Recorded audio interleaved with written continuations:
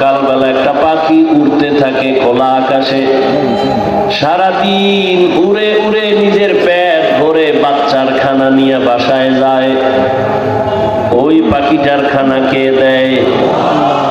আল্লাহ বলেন, এ গোলাম, দুনিয়ার সব জীবের খানা আমি দেই, পিপিলিকার খানাও দেই, গরুরেও দেই, কুকুরেরও দেই, শুকরেরও দেই, গর্তের সাপ বিচ্ছু সবার খানা আমি দেই, জঙ্গলের হাজারো প্রাণীর খানা দেই, নদীর মধ্যে হাজারো লাখো মাছ আমি খানা দেই।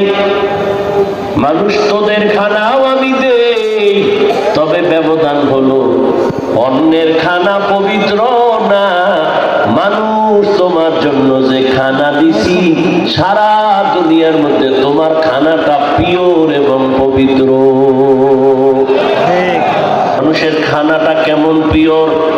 হয় বান্দা খানা খাবি, ভাত কাভার করে দিলাম, চালটা ধানের কাভারের মধ্যে ঢুকানো, এরপরে আবার এই খানাটা খাইতে গেলে কতবার প্রসেসিং করো, পানি দিলাম ধুইয়াল, এরপরে যদি কোনো জীবাণু থাকে আগুনে গেলে জীবাণু মরে যাবে, এরপরে খানা তোমার সামনে, তরকারি সব আমি কাভার করে দিলাম, আবার ময়লা থাকলে পিওর পানি দিলাম ধুইয়া নাও, যত ফল দিছি সব কাভারে ঢুকানো, আম খাবা কাভার খুইলা খাও, কাঁঠাল খাইবা কাভার খুইলা খাও, কলা খাইবা কাভার খুলে খাও।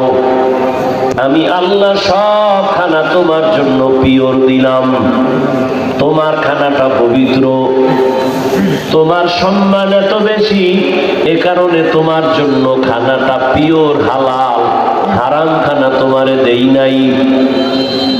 আমি আল্লাহ সব তোমার জন্য আয়োজন করেছি, আবার তোমার মর্যাদা সব মাখলুকতের মধ্যে বেশি, আবার তোমাদের ভেতরে একজনকে অন্যের তুলনায় মর্যাদা বাড়ায় দিছি।